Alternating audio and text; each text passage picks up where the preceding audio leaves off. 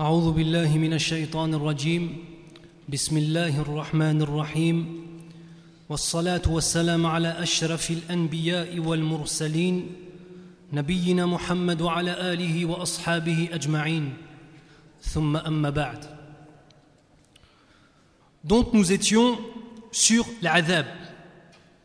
Une fois que l'appel à l'islam s'est fait au grand jour, les véritables problèmes ont commencé. Je vous ai énoncé un certain nombre d'histoires et je voudrais vous faire remarquer que ce qui se passe aujourd'hui vis-à-vis de la société française, dans ce que les musulmans subissent, c'est depuis quand? C'est depuis que nous sommes devenus ce qu'ils appellent une minorité visible. Tout comme à l'époque du prophète sallallahu alayhi wa sallam.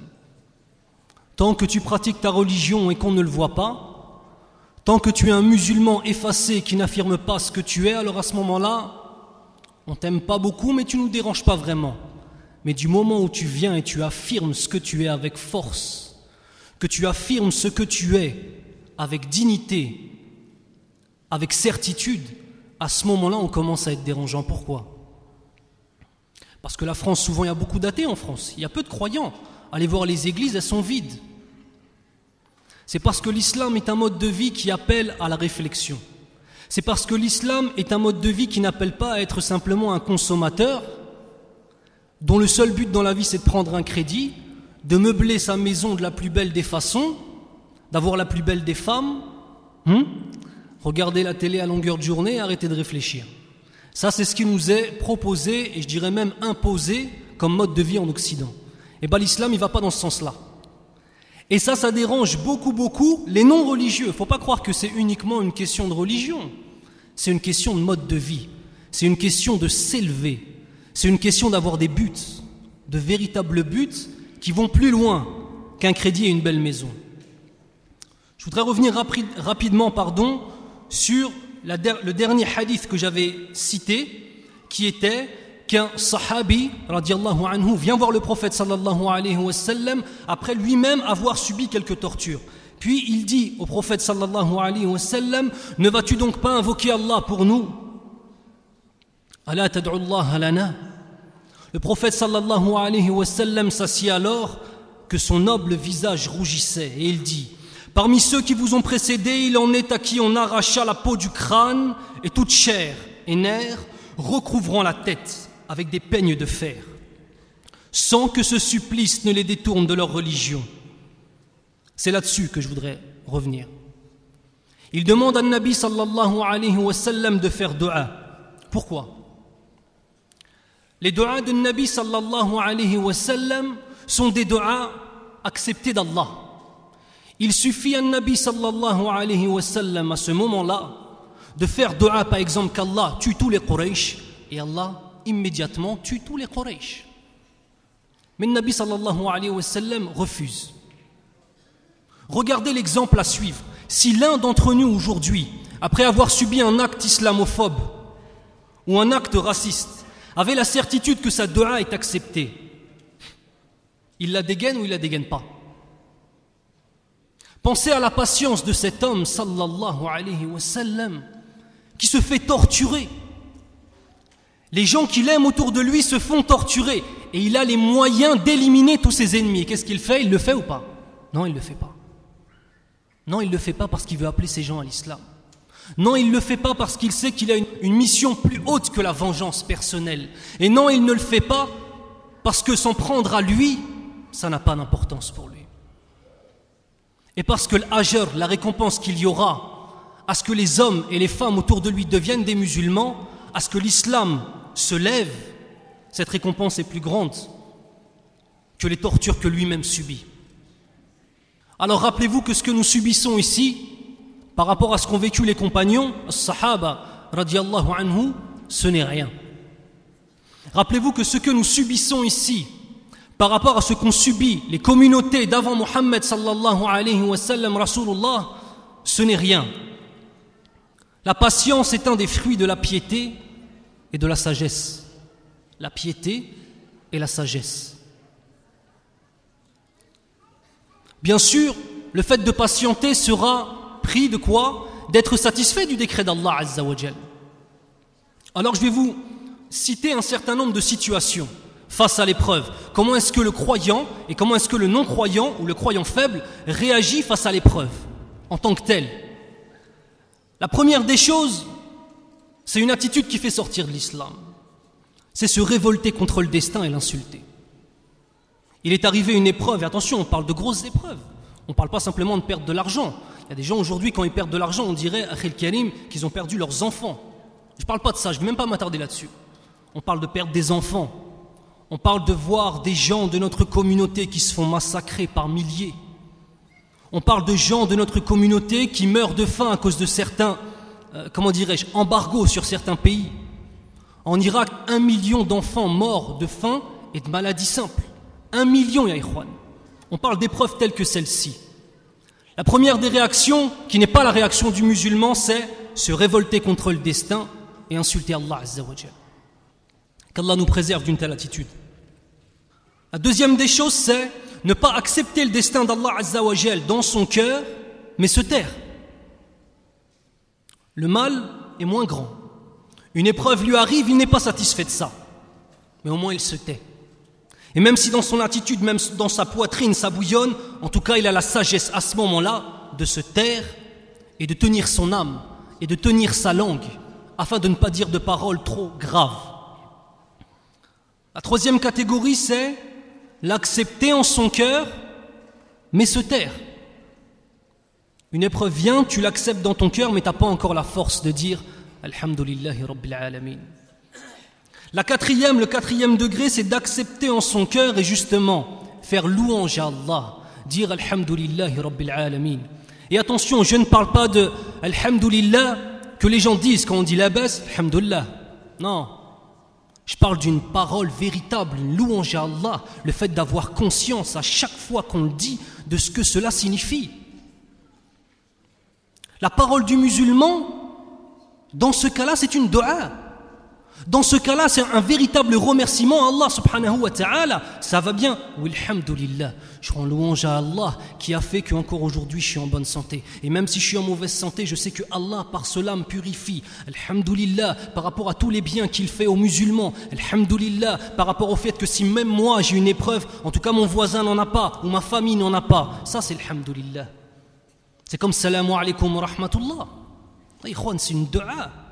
Assalamu alaykum, ça ne veut pas dire bonjour, ya ikhwan. Salamullahi alaykum.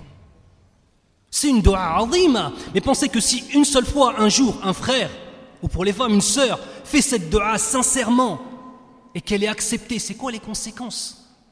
Assalamu alaykum wa rahmatullahi wa barakatuh. Ainsi que sa miséricorde, yawm al-qiyamah, ainsi que toutes ces bénédictions, fi hadhi dunya. C'est pas azim. Ça ne vaut pas le coup qu'en tant que musulman, lorsqu'on salue un frère ou quand on salue une sœur, on pense réellement à ces paroles. Depuis salama, ça a été cité dans le Coran. C'est la parole des gens du paradis, subhanallah. Donc, comme je vous disais, le musulman est un homme intelligent qui médite ces paroles et qui ne dit pas des choses en l'air. Enfin, le dernier degré, c'est l'acceptation dans son cœur. Et là, c'est le degré des pieux, ya ikhwan. Se réjouir de l'épreuve, comme faisait le Sahaba. Arrive une épreuve, on est heureux de cette épreuve. Vous savez pourquoi?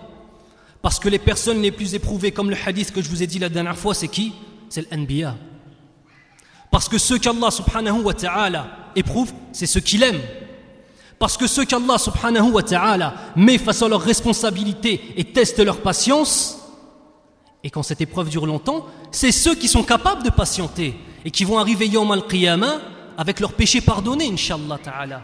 Donc le dernier degré de véritable patience, c'est le fait de se réjouir de l'épreuve qu'Allah Azza wa Jal nous fait passer. Par connaissance de la justice absolue d'Allah. Moi je sais qu'Allah m'éprouve, mais je sais qu'Allah n'est pas injuste, nous sommes bien d'accord. Allah il est juste. Et une justice absolue, pas la justice que nous on pourrait penser. Je sais qu'Allah est juste envers moi et je sais que s'il m'a fait ça, c'est pour un bien. Le tawakkul. Le fait de s'en remettre à Allah. J'ai confiance en lui parce que je sais qui il est.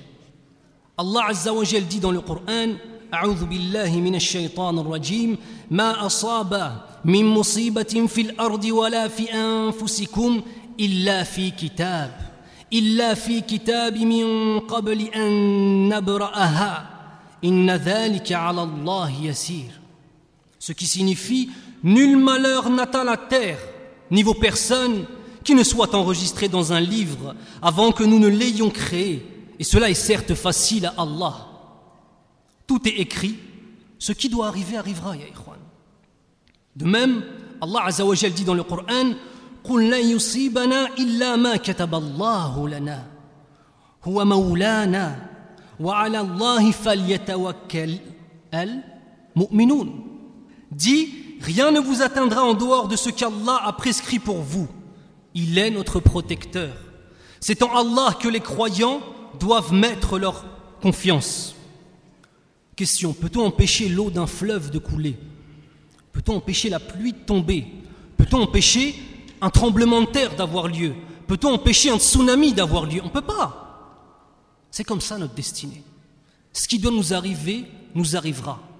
Et celui qui saura réagir face à l'épreuve comme il se doit, alors celui-là, dans cette vie ici-bas, sa poitrine va se gonfler de foi, il va en profiter ici, et Yawm al-Qiyamah, lorsqu'il va rencontrer Allah subhanahu wa ta'ala, il va rencontrer une récompense indescriptible.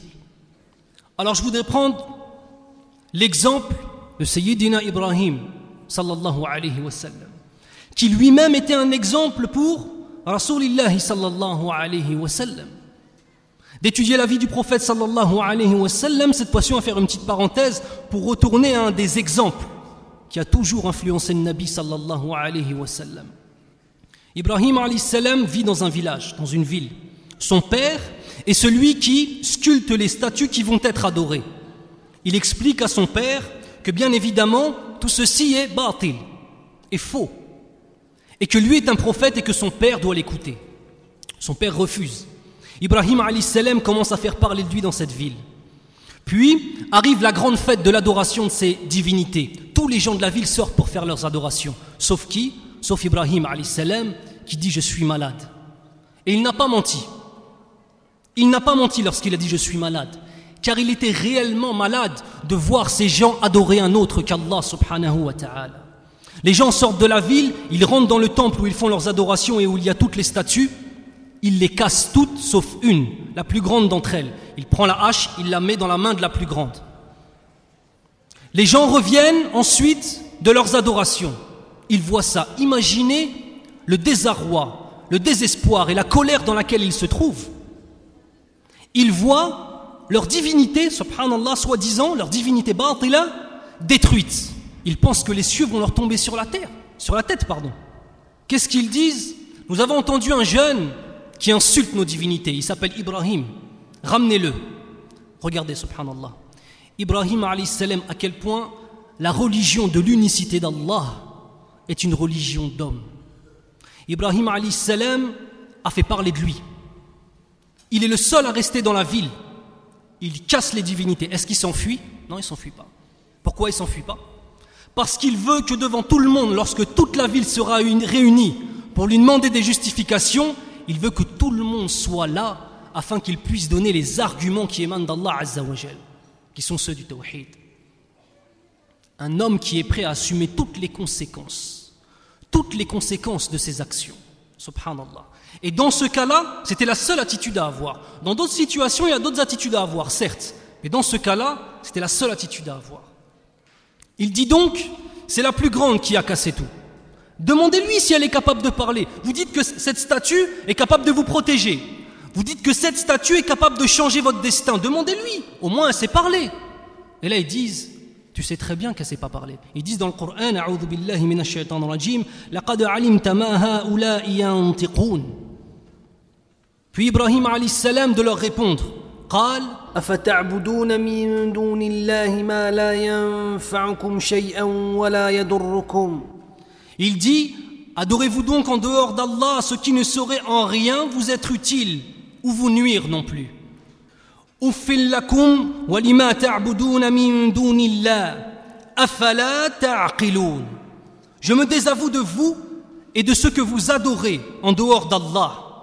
Ne raisonnez-vous donc pas? Regardez l'argumentation de Ibrahim alayhi salam. قالوا حرقوه, brûlez-le. حرقوه وانصروا آلهتكم إن كنتم فاعلين.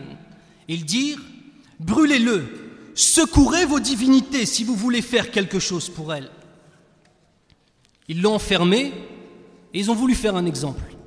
Car avec ce qu'il avait fait, il leur a prouvé que ces divinités ne sont pas capables de se défendre, premièrement. Et deuxièmement, toute la ville réunie, il les a humiliés avec de véritables arguments.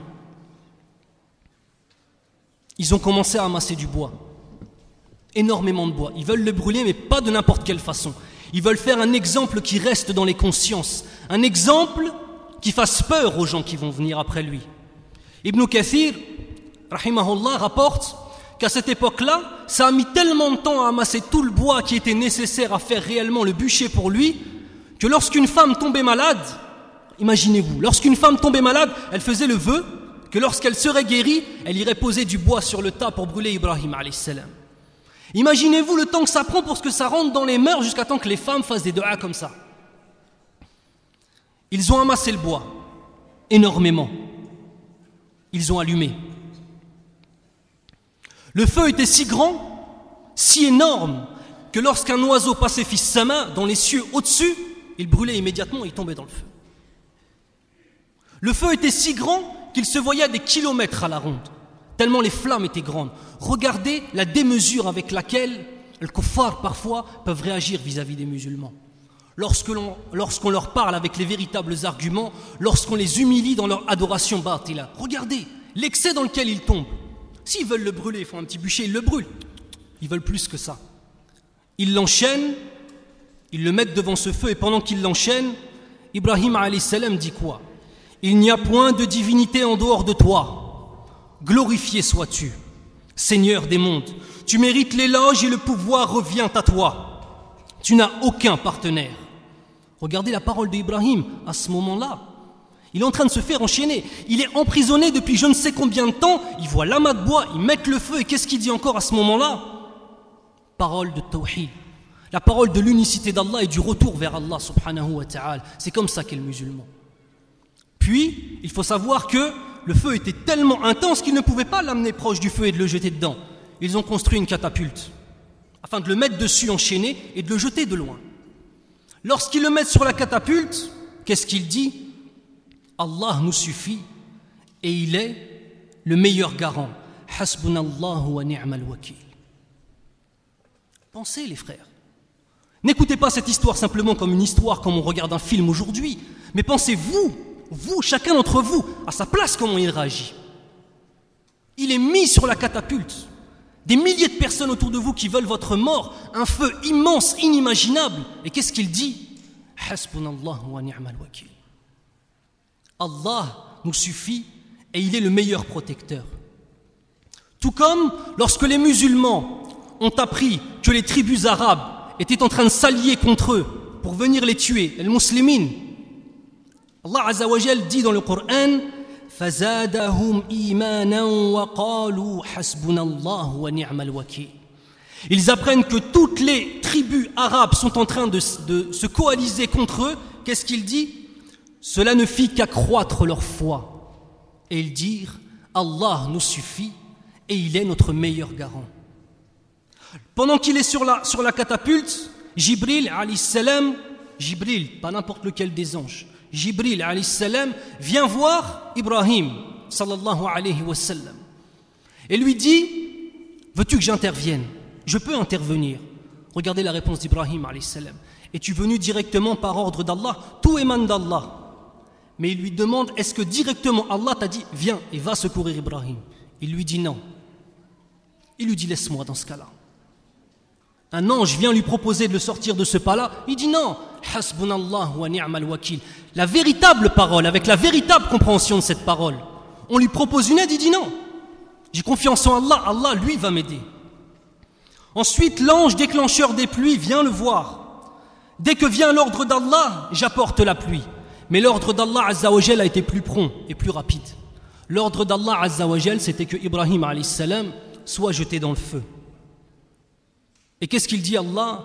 قُلْنَا يَا نَارُ كُونِي بَرْدًا وَسَلَامًا عَلَى إِبْرَاهِيمَ.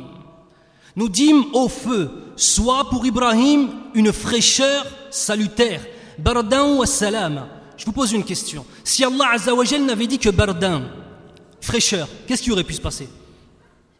Pourquoi est-ce que Allah Azza wa Jal rajoute wa salam? Parce que ça aurait pu être glacé, exactement, jazakallahu khair. Parce que si Allah Azza wa Jal n'avait pas rajouté ça, si Allah dit au feu d'être une fraîcheur, le feu va être une fraîcheur. Et Ibrahim alayhi salam aurait pu subir du mal de la fraîcheur qu'il aurait subie dans ce feu. Mais il a dit wassalam, afin que la température soit une température idéale. La toute-puissance d'Allah Azza wa Jal dans toute chose. La seule chose qui brûle lorsqu'Allah subhanahu wa ta'ala fait en sorte que Ibrahim alayhi salam soit jeté dans le feu, ce sont quoi? Ses chaînes. La seule chose qui brûle, ce sont ses chaînes. Et à ce moment-là, le père de Ibrahim alayhi salam, qui pourtant n'est pas mort, sur la croyance en l'unicité d'Allah, qui est mort polythéiste, qu'est-ce qu'il dit? Ya Ibrahim, comme ton Seigneur est bon.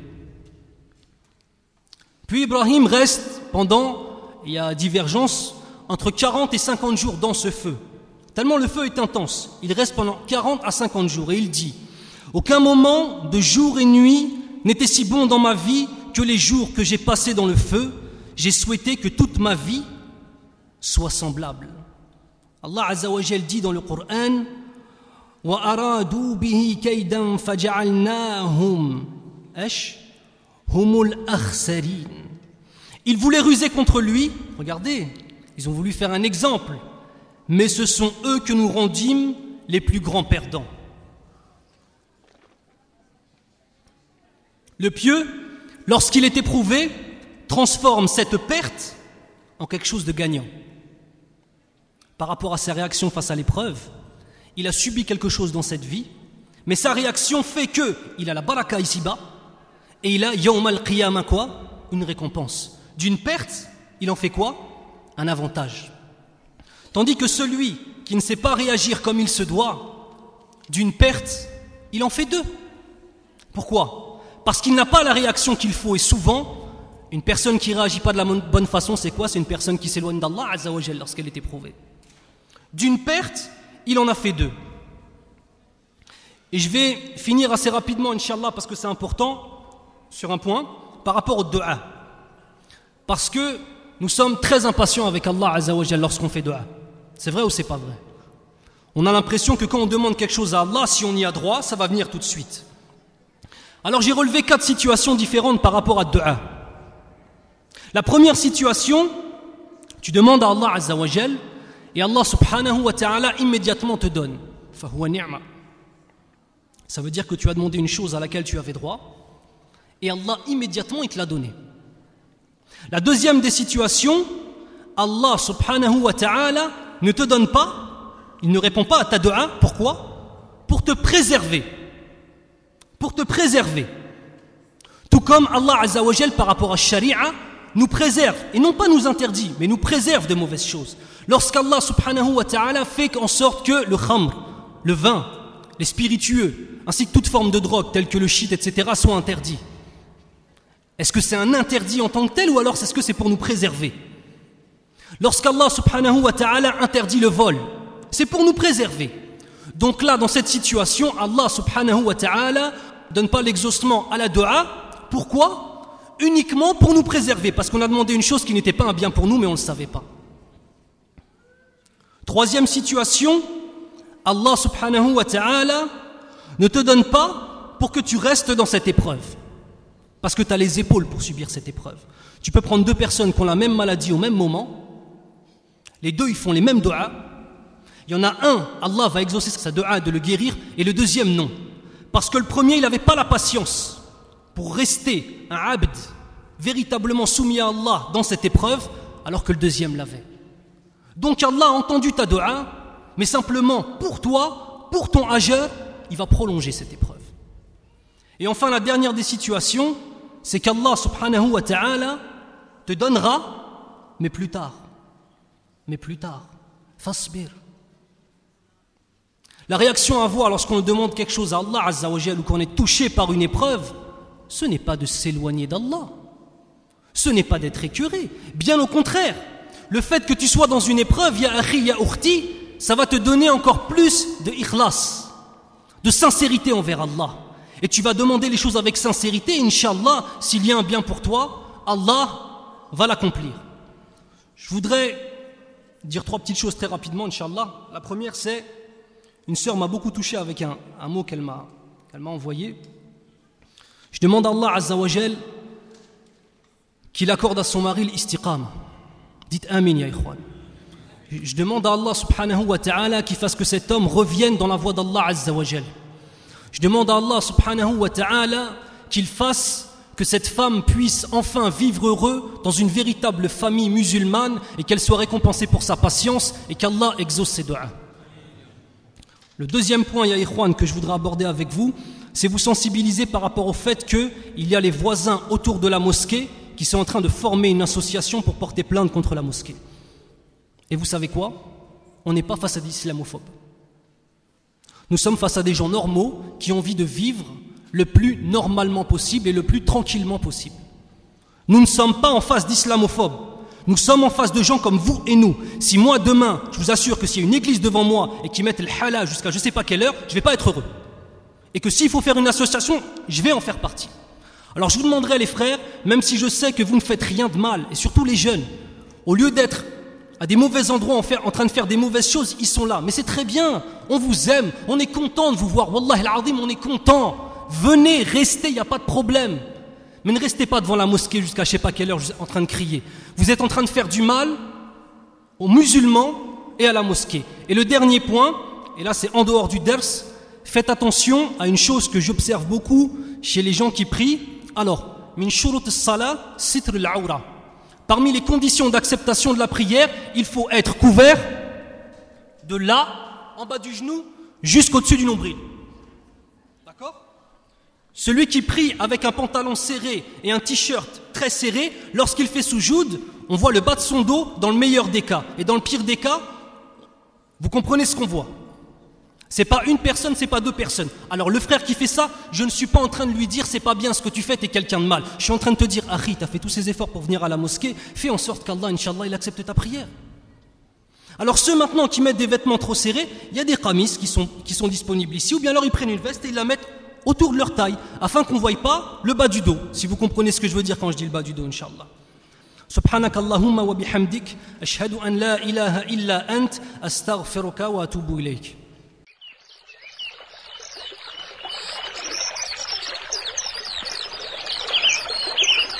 Cette œuvre est désormais à votre disposition. Après l'avoir mise en pratique, propagez-la. Conformément à la parole prophétique, Ballighu anni walau aya. Transmettez de ma part, ne serait-ce qu'un verset.